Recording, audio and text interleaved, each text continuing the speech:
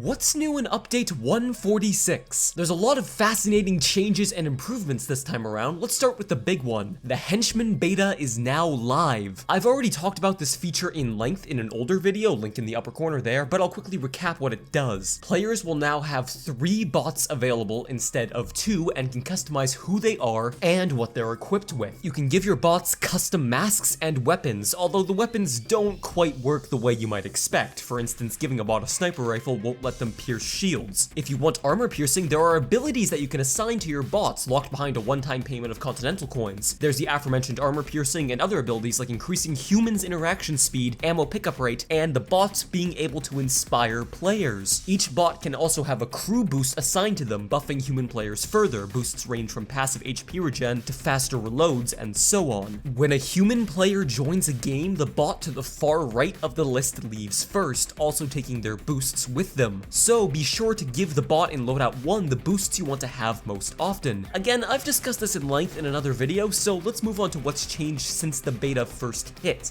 Bots will no longer use the heavy knockback animation when taking large amounts of damage. This was the leading cause of bots being basically useless, as the second they would walk into a hail of bullets, they would get stuck in a damage loop, being unable to move or shoot before dying. They also take damage less often in general, further increasing their survivability. This is done by increasing their grace period. Speaking of which, there was a major change to players' grace periods as well. Otherwise known as invincibility or mercy frames, basically this is a system present in a wide variety of games, both old and new. After taking damage, there's a short period where you cannot take any more damage, your grace period. This prevents dying instantly from being shot by multiple cops simultaneously or very quickly in succession. This period lasts a very short time, under half a second if I recall correctly, although don't quote me on that. The way PAYDAY specifically handles this system is during your grace period. If you take damage equal to or lower than the damage that triggered the grace period, it would be ignored. However, if you take a shot that deals more damage than what triggered the grace period, it will not be ignored. This is designed to stop situations like taking a hit from a weak SMG canceling out the lethal damage a sniper would otherwise deal, as that would be overpowered.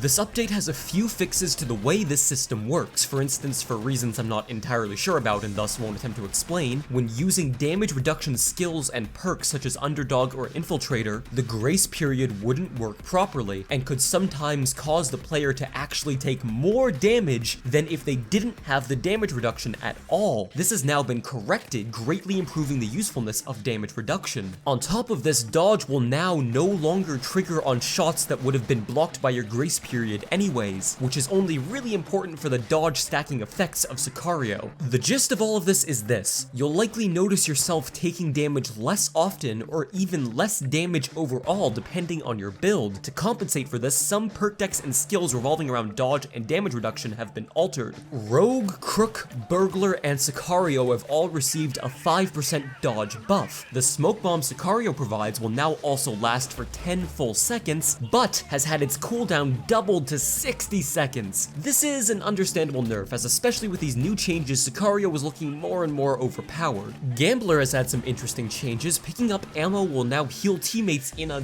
different way. The changes are pretty strange overall. The minimum and maximum numbers that the ammo packs will heal for have been doubled across the board, but the bonuses you receive for having teammates with more health than you have been lowered, and teammates will only receive 50% of the health you pick up instead of the full 100%. I need to play around with Gambler some more to decide if this is an overall nerf or buff, or maybe it just plays about the same. Crew Chief received some small changes, adding 6% damage reduction when near an enemy and increasing the bonus health and stamina received from hostages, although the effects will only stack up to 4 hostages instead of 10. This is a good change overall in my eyes, as I find having a handful of valuable hostages is easier to maintain than having a huge pile of disposable ones. Infiltrator received some small nerfs to damage reduction when near an enemy to compensate for the changes to grace periods. And finally, for perk decks, Sociopath has been changed a nice bit. Again, small nerfs to damage reduction, however, all effects that previously had 2-second cooldowns now have 1-second cooldowns. While this perk deck is still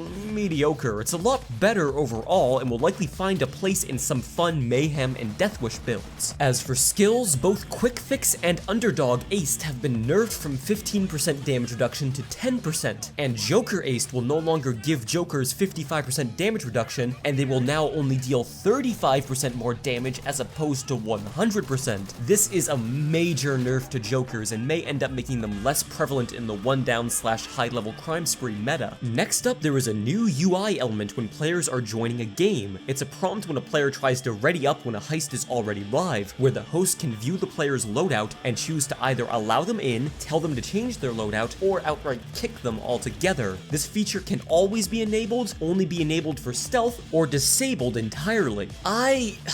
I don't know if I like the way this change was implemented. On the one hand, it allows hosts to stop griefers or new players who don't know any better from joining a stealth heist in a bad spot and sounding the alarm. On the other hand, I can foresee this feature being used in the same way that the Noobs Go Back to Overkill mod is, giving hosts the power to only accept players they deem as worthy, which is a huge dick move. Still, the overall functionality of the system isn't bad, merely the way I anticipate it being used. I guess you have to take the bad with the good. Finally, there were some general bug and crash fixes, and that's about it. This was a good fine-tuning update for sure, although it remains to be seen how the drop-in prompt system will be used and abused. The henchman update is good overall, although I do have some gripes with it, which you can check out in my video on the matter. With all that said, thanks for watching, and take it easy.